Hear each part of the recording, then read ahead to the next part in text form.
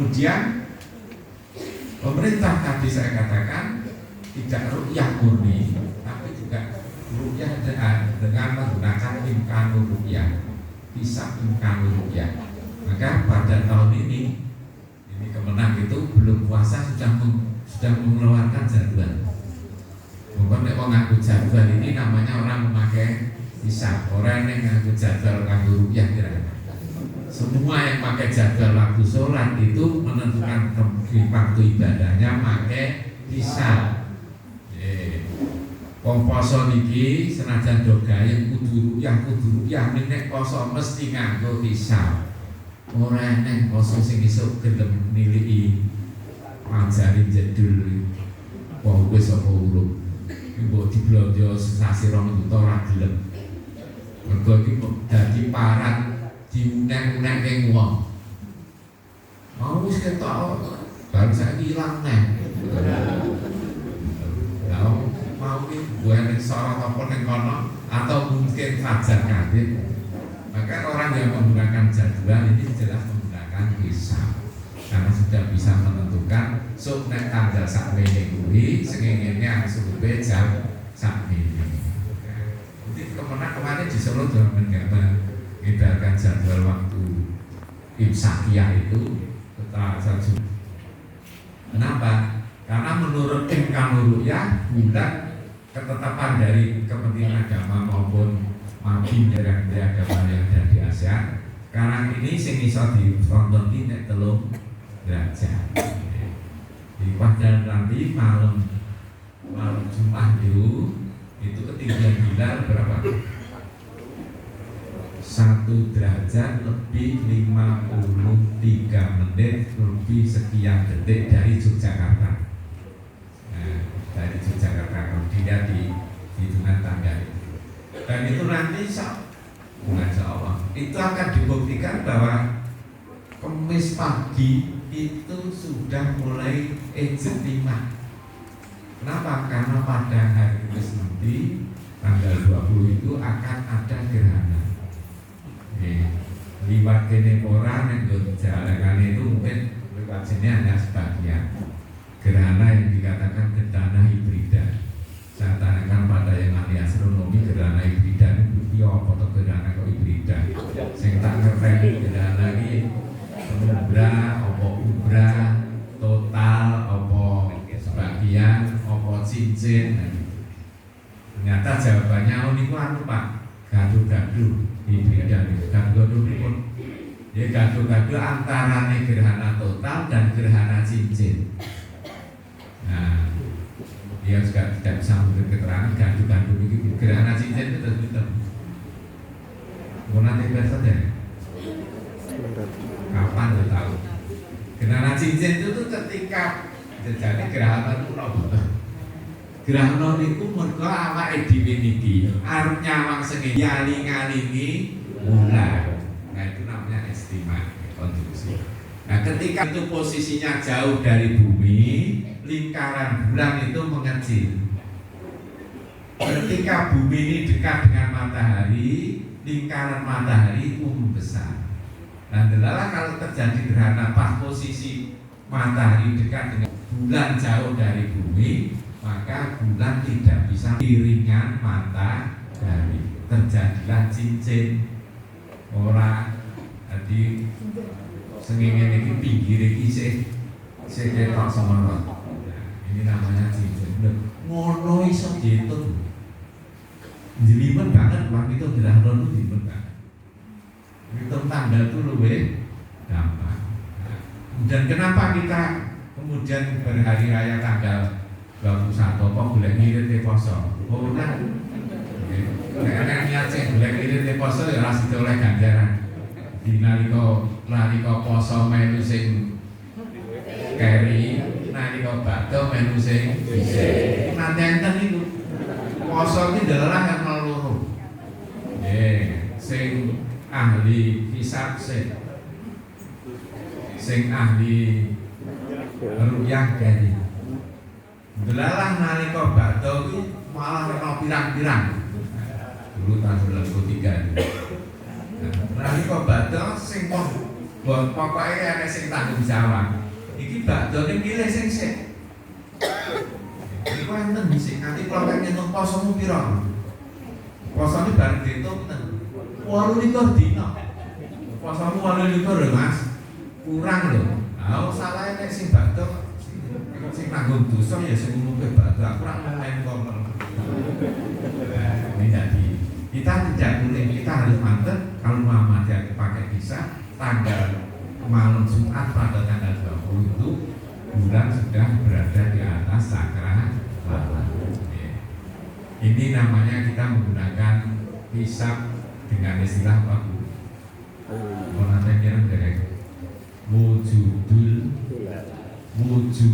hilal. Maksudnya apa tuh? Wujudul hilal itu bahwa sudah terjadi ijtima sebelum matahari terbenam dan itu sudah mulai ditonton ijtimanya. Yang kedua, ketika matahari terbenam, bulan masih berada di atas sakral malam. Meskipun tidak sampai 2 derajat, 21 derajat, namanya hilal sudah wujud. Ini yang kita pedomani. Sehingga kita mantap, orang perkara boleh sama likur, tapi memang malam itu sudah ada apa namanya, sudah masuklah ke tanggal 1 sampai. Kemudian kembali kepada kalender Jawa. Kenapa kalender Jawa ini sekarang tidak sama dengan kalender Hijriah? Karena hisabnya tidak diganti. Hisab Jawa itu mestinya kudune diwai.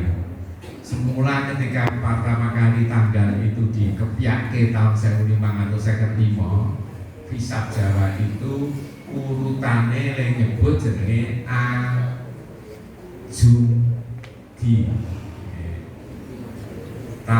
Setiap tahun alif, tahun pertama itu tahun alif.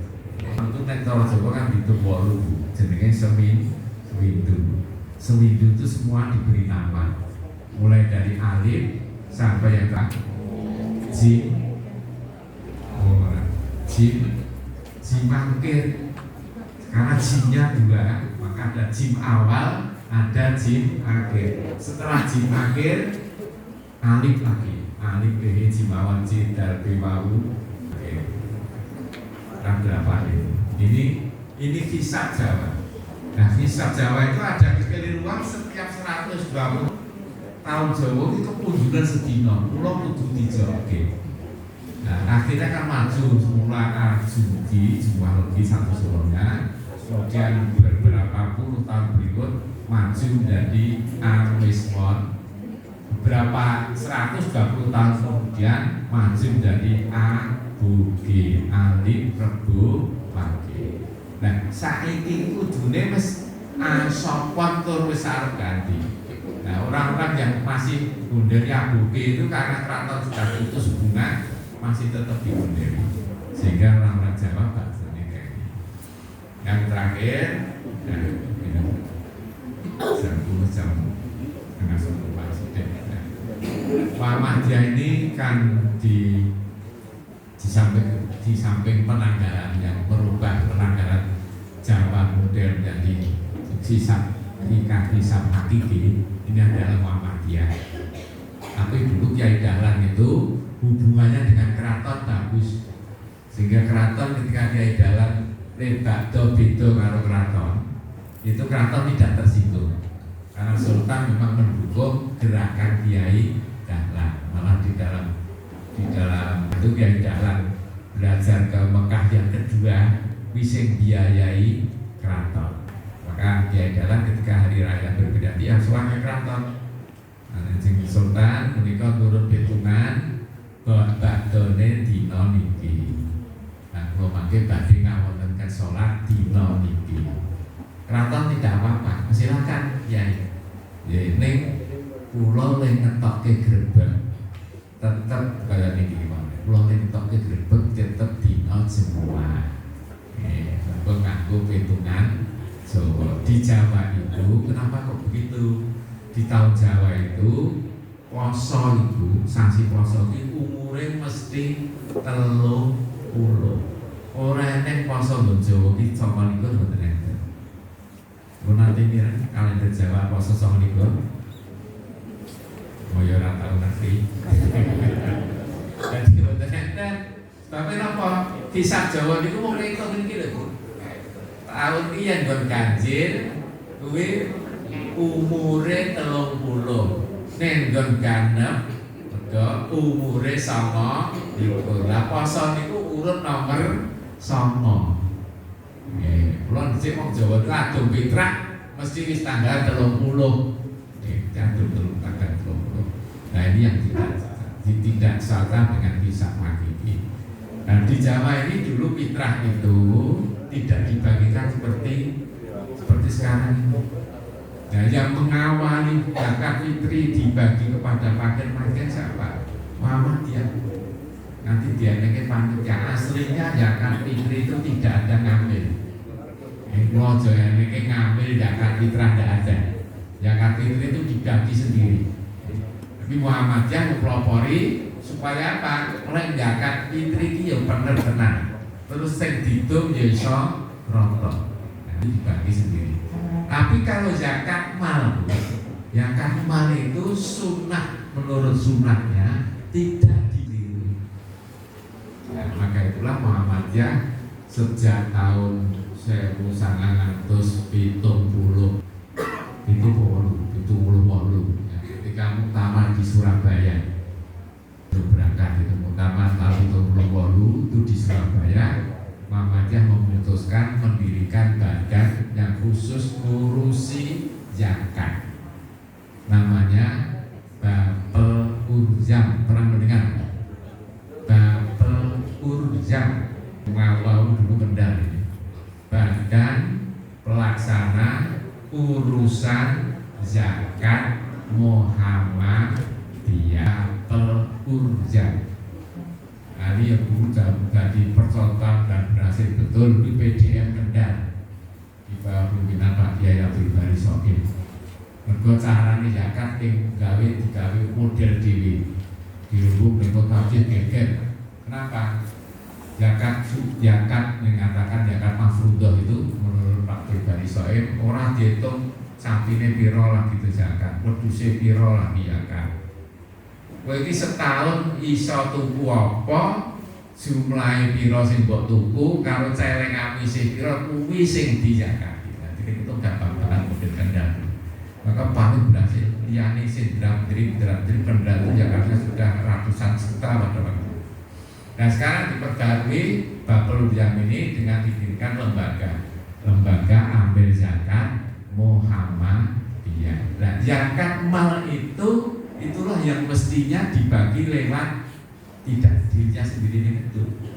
Kenapa? Karena perintahnya kepada Nabi dulu, Nabi yang disuruh mungut khud min amwalihim shadaqah. Ambillah dari harta mereka yang berupa zakat ini yang disebut shadaqah. Begitu juga ketika Mu'ad diutus ke Mu'ad bin Jabal diutus dari gubernur Yaman. Salah satu tugasnya mendakwahkan Islam. Kamu saya utus ke Yaman buat Mu'ad, ya, dan gubernur itu orang dipilih karo rakyat, yang dipilih oleh Nabi. Nanti rakyat yang ngirit terus mesti bener. Nek dipilih rakyat ini rakyat yang sok ora bener. Itu sistem dari sistem Nabi dulu sampai Abu Bakar, gubernur itu diangkat. Nah, Mu'ad ini masih pemuda diangkat dari gubernur, tugas apa? Siji dakwah, ana kuwi wong wis ahli kitab. Dakwah ana nek gelem. Nek wis gelem syahadat, kandhanono nek wajib salat, niki kabeh. Yen wis gelem salat, kandhanono nek wong sing duwe kelebihan kuwi supaya ngelak mengetokke zakat. Jadi dari zakat yang diistilahkan oleh Nabi kepada umat itu khadu min aghniyahim wa turadu ila fuqaraihi. Ambil dari yang kaya, bagikan kepada yang membutuhkan. Nah, yang pada waktu ketika disuruh di dalam Al-Quran yang ada 8 aspek ini. Nah, dengan zakat yang dipungut oleh lembaga amil zakat ini sudah diberi kuasa oleh pemerintah untuk bisa memungut zakat. Insya Allah ini menjadi lebih lebih manfaat. Ketika terjadi gempa, terjadi apa, bahkan gempa Turki, Muhammadiyah langsung bisa mendirikan rumah sakit lapangan. Dibiayai oleh siapa itu? Oleh Lahismu. Dan mungkin sebagian dari setoran dari penjaringan. Di Lahismu karena tersedia dana, maka begitu ada gempa langsung merasakan dalam tidak, maka itu lebih bermanfaat. Ada Jakarta Fitrah pun Pak, hitung dhewe HP, ning luwih apik nek dilewatke panitia. Sebab napa? Nek dihitung dhewe piye nganti nek wong ora duwe ning delalah nganyelke. Kuwi mung diliwati tok.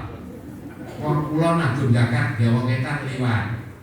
Ora diakhiri, wis diweling sak aja diakhiri ke kono kae nek diwene nganyelke. Ora diwene yo nganyelke, diwene yo nganyelke. Tapi pun diwane ora mesti matur nuwun. Malah sok-sok aja nyacat. Lah kita beras kupon kok. Nah, ketika zakat itu dilewatkan panitia, insya Allah panitia orang nyawang nganyelke, orang nganyelke, kalau miskin diberi bagian.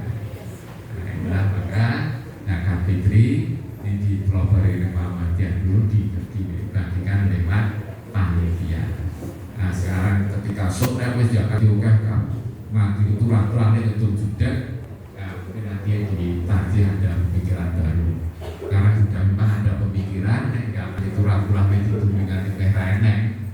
Nah itu bisa diperlakukan seperti zakat. Nah itu pemikiran yang berkembang di manifestasi.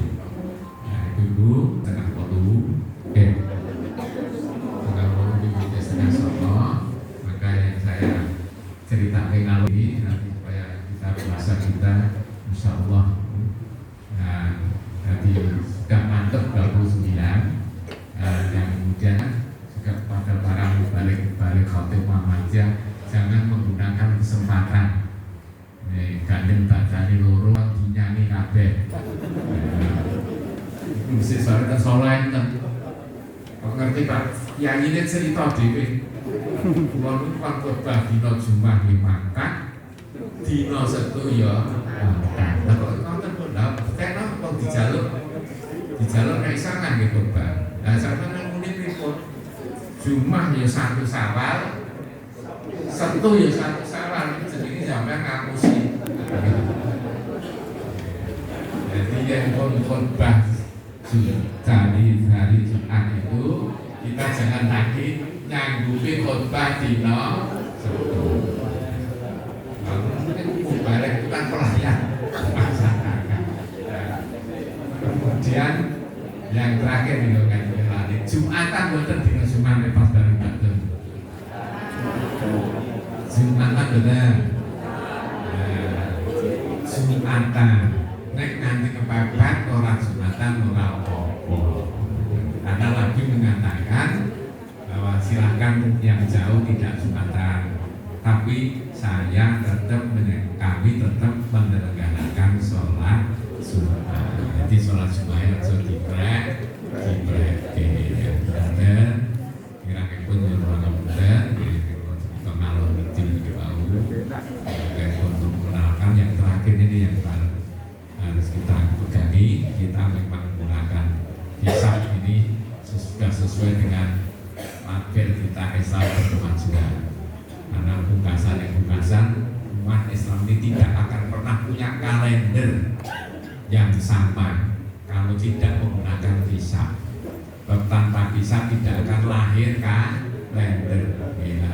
Dari tanggal tentang rupiah, ada kalender ini, ada ngecap kalender ini, kalender setahun rawani.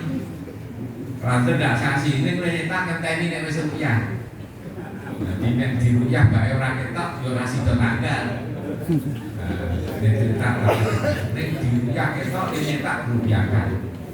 Tidak akan lahir kalender kalau kita tidak sepakat menggunakan hisab dengan kriteria yang sama. Kata bila taufik wal hidayah. Wassalamualaikum warahmatullahi wabarakatuh. Waalaikumsalam. Demikian pengajian ahad pagi yang diselenggarakan oleh pimpinan daerah Muhammadiyah. iyyaka na'budu wa iyyaka